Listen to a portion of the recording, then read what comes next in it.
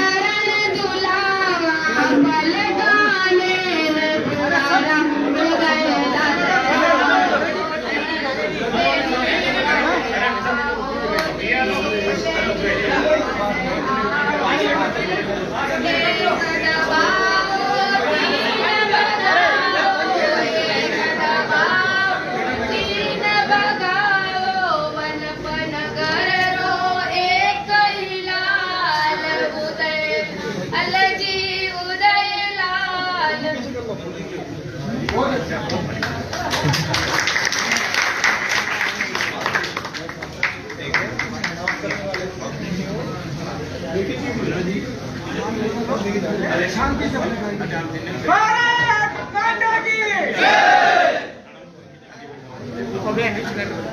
आप भाड़े लगा दे तो आप भी चलो, अब नीचे बैठ जाओ, आप बस साइड चल।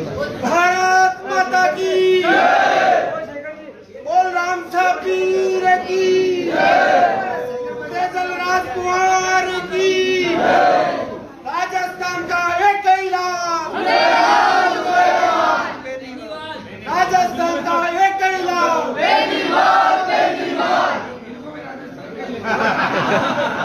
अलगनगर का एक इलाम, किसानों का लाभ, एक बनाओ, तीन बनाओ, एक दबाओ, तीन बनाओ, एक दबाओ, तीन बनाओ, एक दबाओ, तीन बनाओ, शांतिपूर्ण तरीके से अलगनगर का एक कहिला।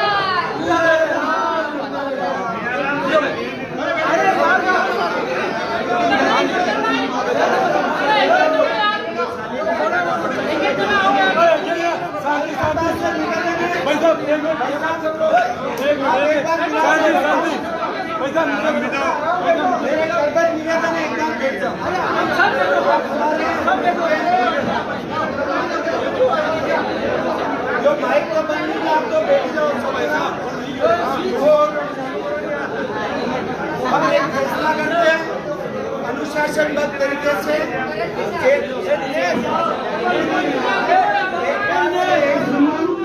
एक गांव से एक समूह तो अनुशासनबद्ध तरीके से आ जाए, बैठ गए।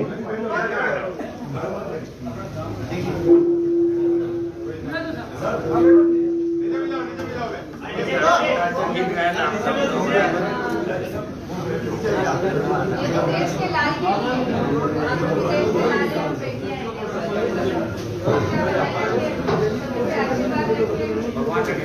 सभी के साथ प्रेम से रहें। मैं आदरणीय समर्पित कार्यकर्ता शेखर जी श्रीमती अभिनव जी से ताकि हम सभी को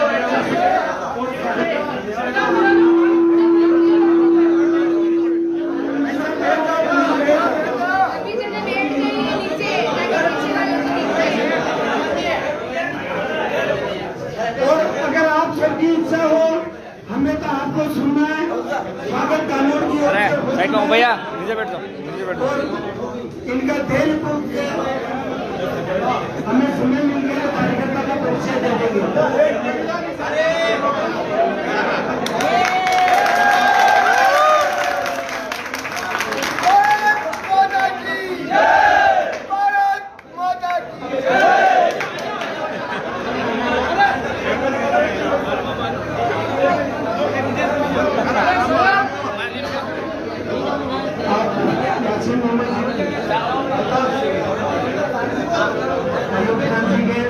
अरे अरे भैया,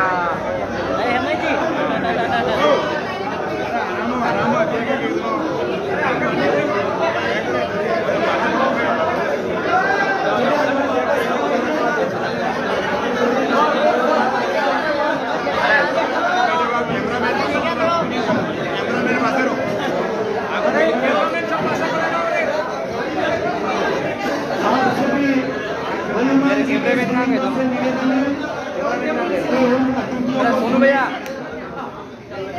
बोला ना, कैमरा मैन।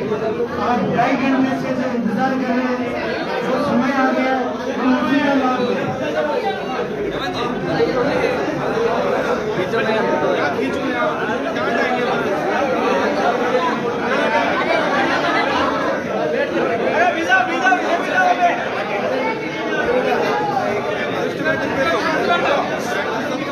अरे यार सामान देने में और अरे हट जाओ,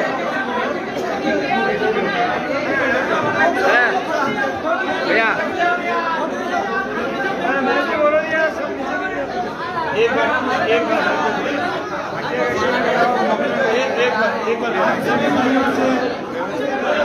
हाथ जोड़ के निवेदन है, इलाज चले और नीचे बैठ जाओ भैया, नीचे बैठ जाओ। मैं आपसे निवेदन करता हूँ कि जिनका हमें इंतजार कर रहे हैं नहीं सुने और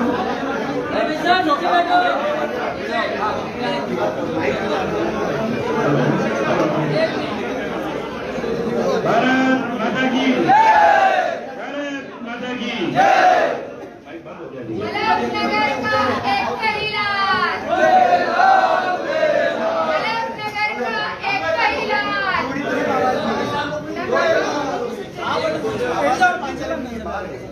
इससे बिना बना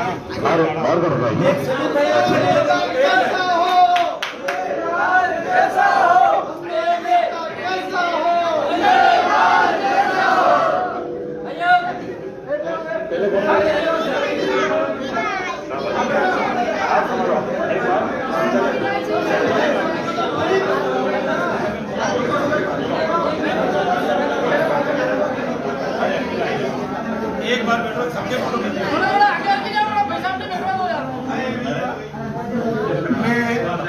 पुनः आपसे निवेदन कर रहा हूँ, आप श्री ने हमारा स्वागत स्वीकार कर लिया है और हमें समय मिला तो के कार्यकर्ता का परिचय दे देंगे। हम जो 2.5 घंटे से प्रतीक्षा कर रहे हैं उसका हम लाभ लें और हमारी लड़ाई कोई राजनीतिक नहीं है, हमारे हक की लड़ाई है और हमारे हक के लिए प्रभु ने अपने दूत के रूप में श्री हनुमान जी और भोलेलाल जी को भेजे और ये कार्यभार इनको ही समर्पित। और एक और निवेदन करूंगा कि हमारे स्थानीय वक्ताओं की बनिस्बत हम अधिक से अधिक आपको ही सुनना चाहते हैं, हम समय मिला सुनाएंगे।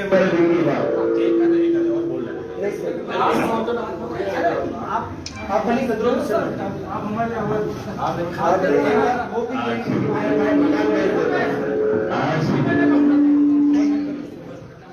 आज कानून कार्यालय के उद्घाटन समारोह में विराजमान हमारे आरएलपी सुप्रीमो हनुमान जी बेनीवाल साहब सांसद और यहाँ के बुजुर्गन, माताओं, बहनों, भाइयों, दोस्तों, समस्त कार्यकर्तागण और इस वल्लभनगर विधानसभा के शुभचिंतक, आप पिछले 8-10 दिन से जो घटना हो रही है वो घटना आप देख रहे हो। पिछले चुनाव में जब मुझे पार्टी ने मौका दिया, जिस तरीके से मुझे कमान सौंपी उसमें भारतीय जनता पार्टी की स्थिति भी आप अच्छी तरह से जान रहे हो। जिस कंडीशन में दिया उसके बाद कानून नगर पालिका के चुनाव थे, कानून नगर पालिका के चुनाव थे। कानून नगर पालिका में भी आपने बहुत अच्छी तरह से प्रदर्शन किया और आपने 7 पार्षद जीता। शुरुआत यहीं से हो जाती है। जब पार्षद अपने जीते थे उस टाइम फिर भी इन लोगों ने गठबंधन का काम चालू कर दिया। मगर आप कानून के जो कार्यकर्ताओं ने तय किया उनको गठबंधन में नहीं रहना, चाहे जितने भी अपने पार्षद जीते अपने लेवल पे बैठे।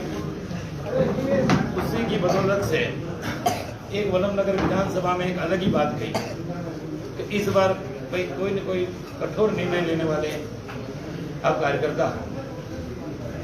इस चुनाव के बाद पंचायती राज चुनाव आए।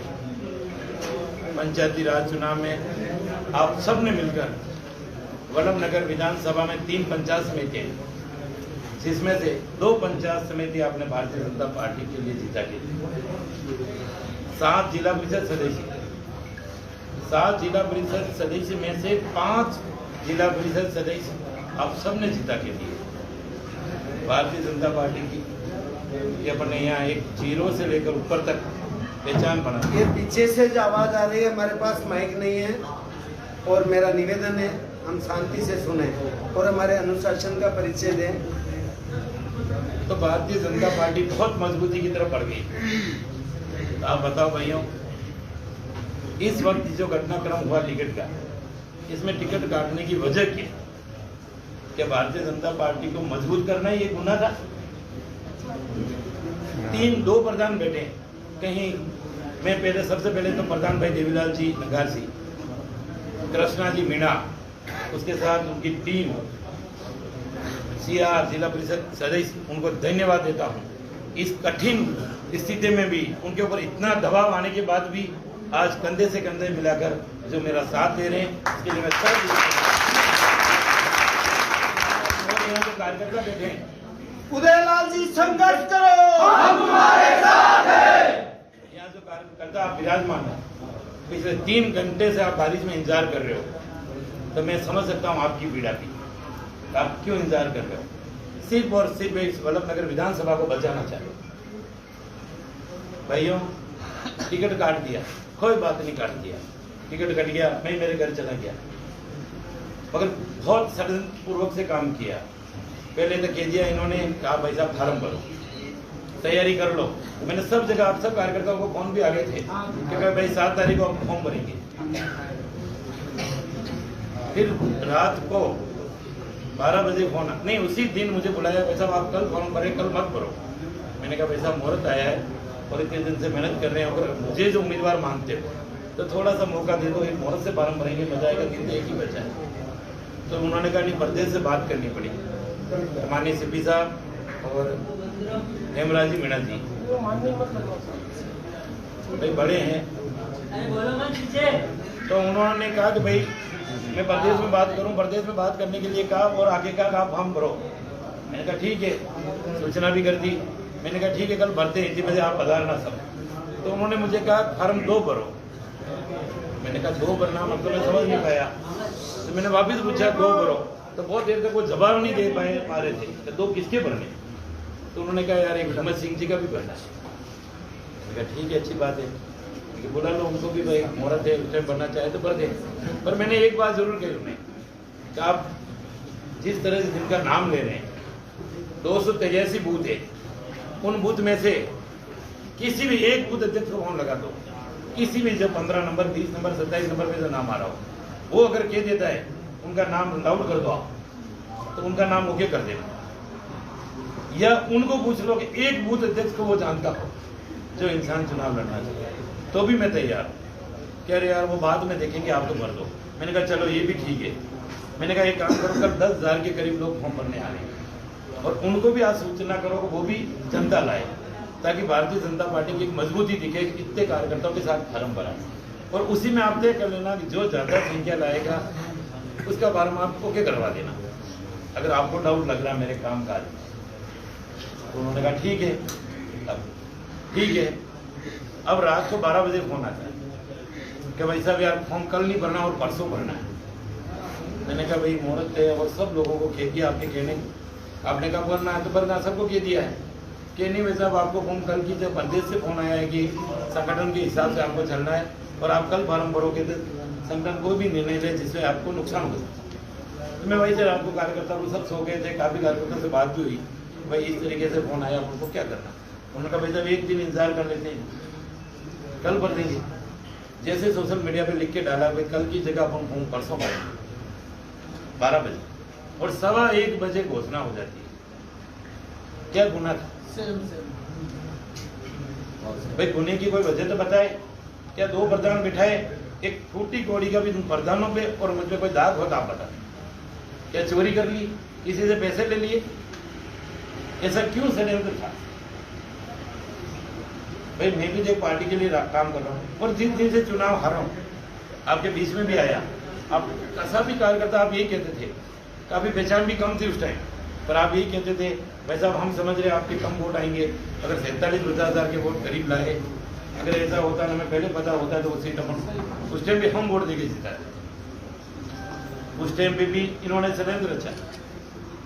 उस टाइम पे भी मैं कह रहा हूँ आपको 60,000 के वोट की मैंने कैलकुलेशन बना रखी थी, मगर इन्होंने लास्ट में एक हवा बनाई कि वो इंसान जीत रहा है, उदयलाल नहीं जीत रहा है, वोट इधर कर। तो भी अपन ने सहन किया, किसी को मुंह पे आगे नहीं कहा। मैंने कहा जो होना हो गया, वापिस चुनाव लड़ना है, होगा भाई, उनका निर्णय भी होगा। मगर ये कब तक शिकार होते रहेंगे? कौन कार्यकर्ता तैयार हो गए? अब क्यों अपन जहाज में उठा रहे हैं?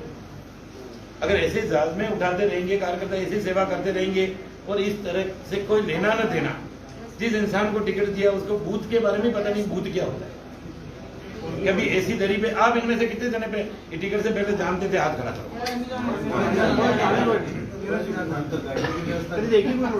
भाई एक जने में जानता हो तो बताओ। और एलिवेट से उतरा है। देखा भी नहीं है सर। तो ये कंडीशन अपने यहाँ की है। तो मैं कहता हूँ मुझे क्या करना चाहिए? मैं तो ठीक है, टिकट नहीं मिला, घर चला गया, जाके बैठ गया। मैंने कहा जो होना होगा। फिर कार्यकर्ता कराए, आप में से कितने जने कराए। 4-5 दिन एक माहौल ऐसा हो गया पूरी विधानसभा में जैसा सन्नाटा छा गया। तो मैंने कहा भाई चुनाव अब नहीं लड़ते, चुनाव तो पिछली बार लड़ दिए, या तो फिर पार्टी को भी नहीं है तो जरूरत है तो रहने देते। मगर कार्यकर्ताओं ने ये कहा कि अगर आप चुनाव नहीं लड़ोगे, तो आप जब चुनाव मैदान में आए थे काफी कार्यकर्ता भारतीय जनता पार्टी में शामिल हुए, कोई कांग्रेस से था, कोई जनता सेना से, मगर मेरे साथ पार्टी ज्वाइन कर आके पार्टी का काम किया और हमने 47,000 वोट आपको दिए। अगर आप चुनाव नहीं लड़ोगे तो हम कहाँ जाएंगे? जो कांग्रेस आए वापस कांग्रेस में जाएंगे, जनता सेना में जाएंगी, तो हमारी कदर क्या रहेगी? हमारी भी तो हत्या होगी। 47,000 वोट हमने आपको दिए। मैंने कहा भाई देखो इस पे विचार करो और करो। कहा मैं चुनाव जीतना है।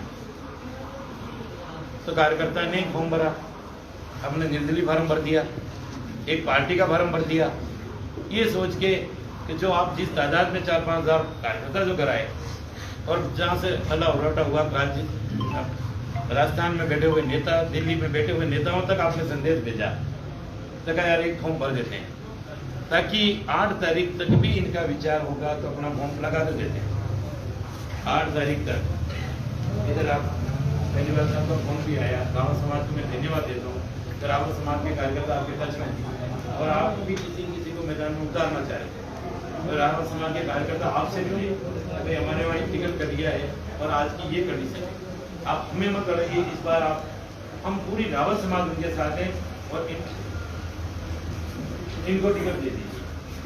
तो मैं आपकी बात जैसे आपने कहा और हमने भी सब कार्यकर्ताओं के माध्यम से आपकी बात रखी और आपसे वादा किया कि सर ये जो चुनाव लड़ेंगे इसमें 25 दिन जो बाकी है, 25 के 25 दिन आपको देने।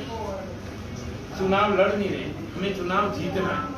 और इस वल्लभनगर विधानसभा में एक जो प्रयोगशाला बनी हुई है, जो कार्यकर्ता तैयार होते हैं उनको खत्म करने की जो प्रयोगशाला बनी हुई है, इसको अपने रोकने के लिए उस सीट को जीतना जरूरी होगा। तो आपने भी पूरा विश्वास दिलाया, इसके लिए मैं तहे दिल से आपका धन्यवाद देता हूँ। जो वल्लभनगर में इस वक्त वाकई में किसी न किसी एक अवतार पुरुष की जरूरत है।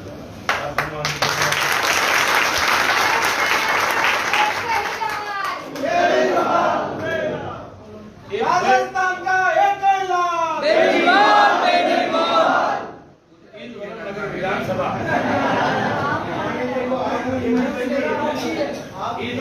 विधानसभा में पिछले कई स्थानों से बेहद बड़ी हुई। अगर मैं निर्दलीय चुनाव लड़ता, काफी कार्यकर्ताओं के साथ क्या क्या कांड होते आप देख सकते। मैं इस कोने में जाता, इस कोने में जाता, मगर ये आपको लोगों को टारगेट बनाते हैं।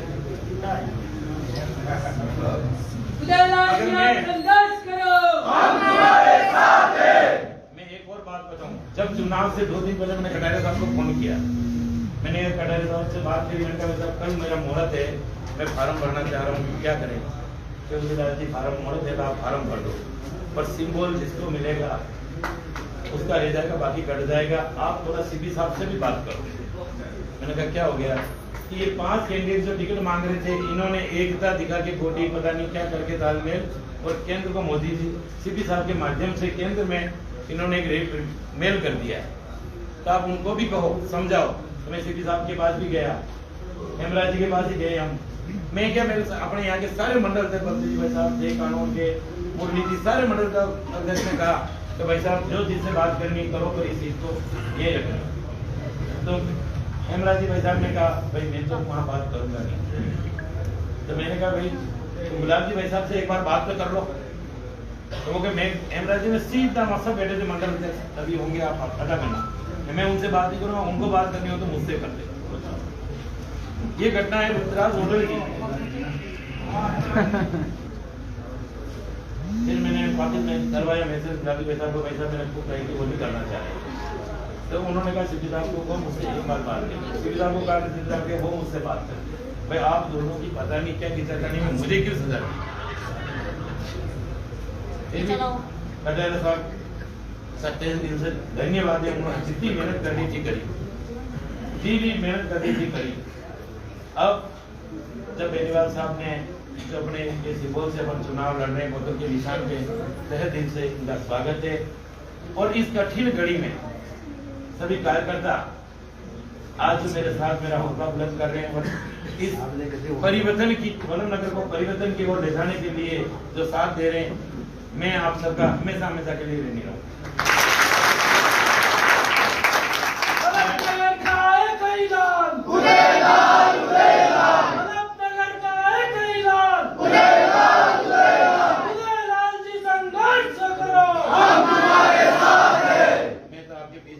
अपनी पीड़ा आपस में और सुनते रहेंगे, जो होना होगा। आज जो साथ रहे हैं